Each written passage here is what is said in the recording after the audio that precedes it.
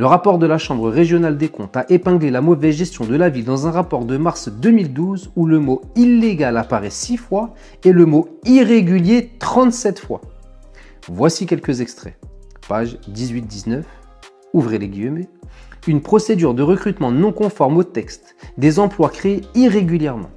La Chambre constate donc que la municipalité n'a pas pris en compte ses précédentes observations concernant les règles de recrutement des agents non titulaires en les recrutant sans aucune garantie de transparence dans la procédure, ni contrôle du conseil municipal et en leur assurant un déroulement de carrière ainsi qu'une rémunération plus avantageuse. Ce manque de transparence alimente en permanence la méfiance qui mène à la défiance et finit par alimenter un abstentionnisme grandissant. Mariage, divorce, réconciliation, rupture. Le réalisateur des Feux de l'amour pourrait venir s'inspirer des frasques de la vie politique sevranaise tant elles surpassent de loin les meilleures séries de romances amoureuses.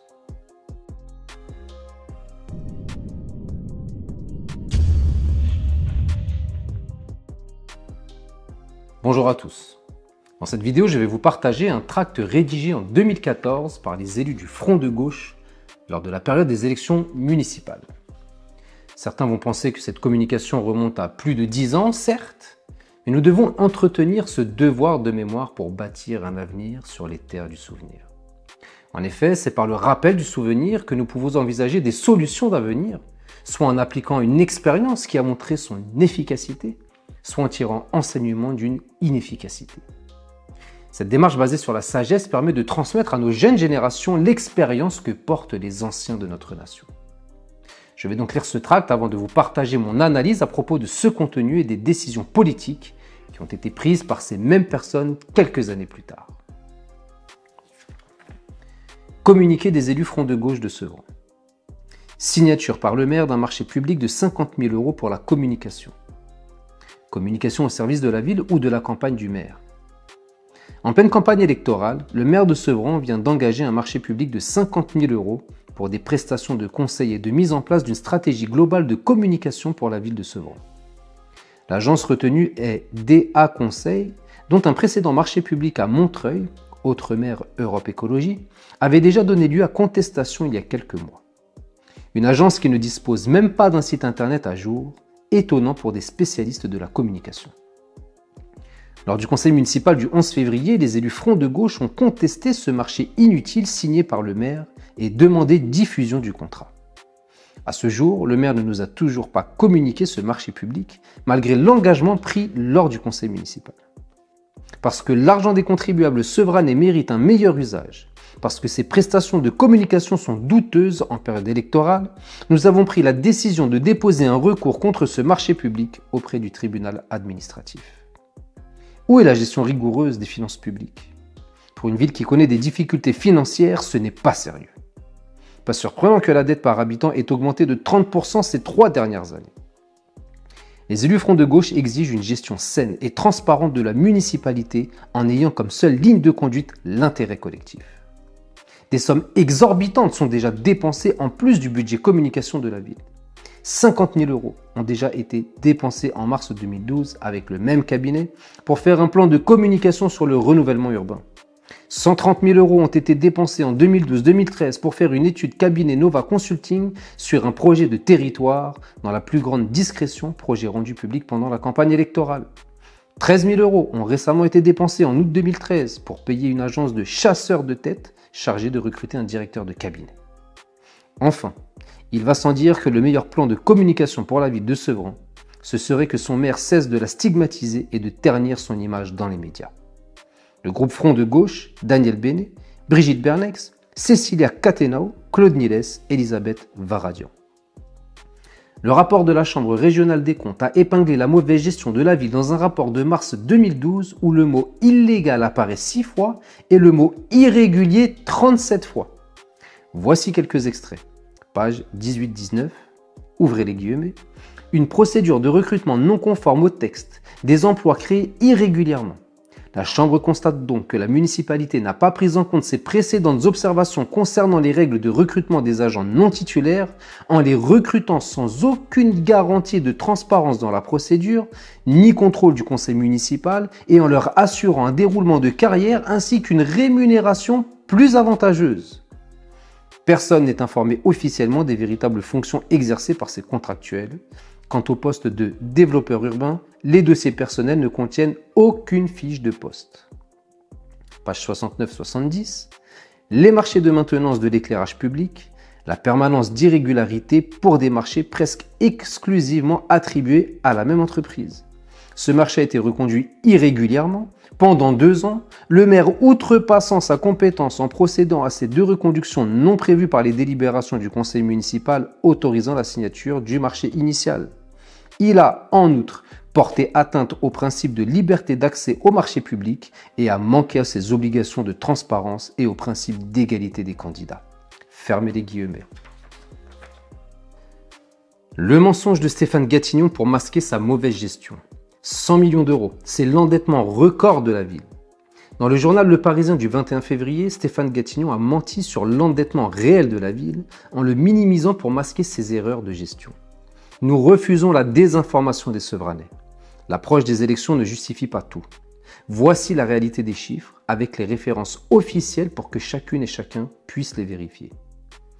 Municipal, Sevran, l'agence de communication de la mairie irrite le front de gauche.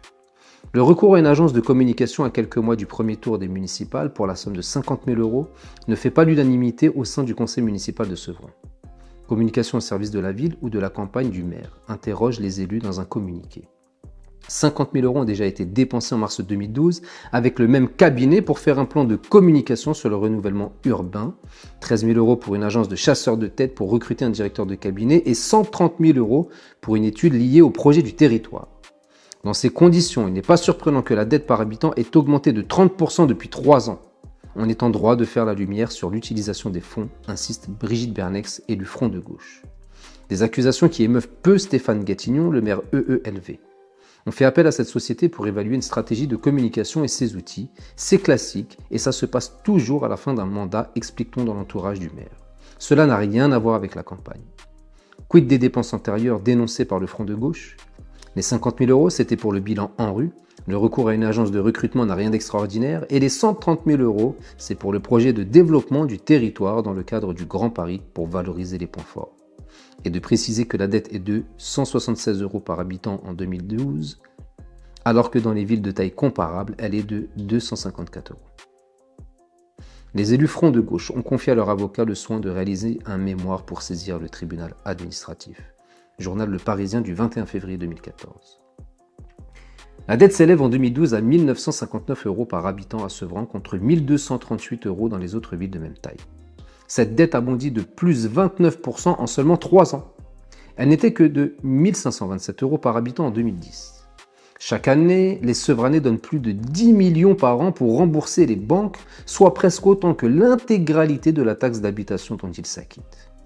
Pourquoi une telle explosion en si peu de temps, alors que notre ville a bénéficié en 2013 de 4,7 millions de l'État et de 6,8 millions de l'agglomération Terre de France?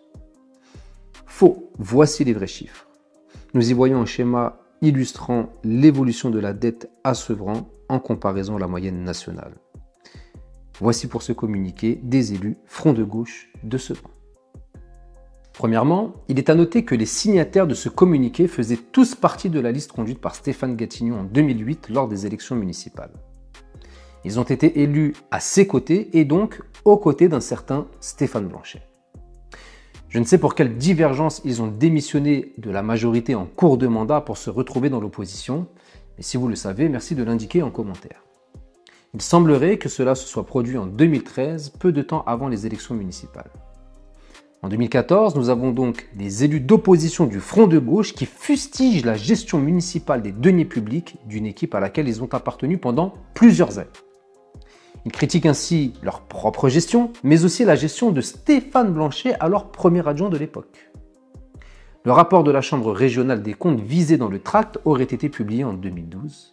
Il concernerait donc l'analyse financière d'une gestion à laquelle a participé Madame Bénet, sachant qu'elle faisait partie de la majorité municipale depuis 2001. C'est donc une démarche assez surprenante. Quoi qu'il en soit, ces élus ciblent des irrégularités de gestion ainsi que des illégalités en soupçonnant à demi-mot que détournement d'argent public il y aurait eu. Mais la contestation a visiblement ses limites. Au lieu d'alerter sans délai le procureur de la République sur des infractions pénales qui auraient pu aboutir à des condamnations et potentiellement à des peines d'inéligibilité, ces élus ont préféré saisir le tribunal administratif. C'est comme s'ils partaient à la chasse au lion avec un lance-pierre alors qu'ils disposent d'un fusil de chasse. Cherchez l'erreur. Dans un manque de transparence totale, ce qui n'est pas très surprenant venant de ces personnes, la population souverainaise n'a pas été informée des suites données à cette procédure. Si vous en savez quelque chose, faites-le nous savoir, toujours en commentaire. Madame Bernex, qui fait partie des signataires de ce tract incendiaire, s'est donc présentée en 2014 sur une liste dissidente, celle portée par Clémentine Autain. Elle y a été élue dans l'opposition, aux côtés notamment de M. Jean-François Bacon, M. Gilles Boite et Mme Myriam Benhamour, et ce jusqu'en 2020. Les autres signataires du tract figuraient sur cette liste, mais n'ont pas été élus. Lors des 6 ans de mandat, les contestations, les désaccords et les critiques ont fait rage, que ce soit une nouvelle fois sur la gestion des deniers publics ou sur les projets envisagés par l'équipe de M. Stéphane Blanchet. Et pourtant, en 2020, avec qui Mme Bernex, M. Boite, M. Bacon et Mme Benhamour ont-ils fait liste commune? Avec ce même Stéphane Blanchet qu'ils fustigeaient depuis 2013. Comment ont-ils pu faire alliance avec une atrocité de gestion municipale qu'ils dénonçaient depuis de nombreuses années? Comment passer l'éponge sur des infractions matérialisées par la Chambre régionale des comptes et s'associer à des hors-la-loi? Certains leur ont posé la question en 2020. Mais la transparence n'est décidément pas ce qui les caractérise le mieux. Là où les bâtisseurs d'égalité aiment la fluidité et la transparence d'une eau claire de vérité, eux préfèrent la mélanger avec les excréments du mensonge et de la manipulation pour la rendre opaque afin de polluer la vision politique aux citoyennes des Sevranais. Ça sent mauvais, mais on n'y voit rien et on s'en éloigne. Ce manque de transparence alimente en permanence la méfiance qui mène à la défiance et finit par alimenter un abstentionnisme grandissant. Ces personnes me font penser à des acteurs dans le théâtre politique qui, aux yeux du public, incarnent un rôle d'opposition, mais qui dans les arrière-coulisses partagent les petits fours dans une loge commune. Ce roman à la « Je t'aime moi non plus » est indigne de la représentativité communale, indigne du suffrage universel. Il était important de vous partager cette information car vous le savez, les élections municipales approchent à grands pas. Entre candidatures d'usurpation, d'élucubration ou de division, il est important que la population sevranaise puisse voter avec un consentement éclairé sur l'offre politique. En plus de vous exposer nos valeurs, notre vision et notre projet, nous vous partagerons l'histoire politique de Sevran avec un grand H, et vous verrez que cela n'a pas toujours été très reluisant. Mariage, divorce, réconciliation, rupture, le réalisateur des Feux de l'amour pourrait venir s'inspirer des frasques de la vie politique sevranaise tant elles surpassent de loin les meilleures séries de romances amoureuses. Pour celles et ceux qui voudraient obtenir la version numérique de ce tract, n'hésitez pas à nous contacter sur les réseaux. Je vous dis à bientôt.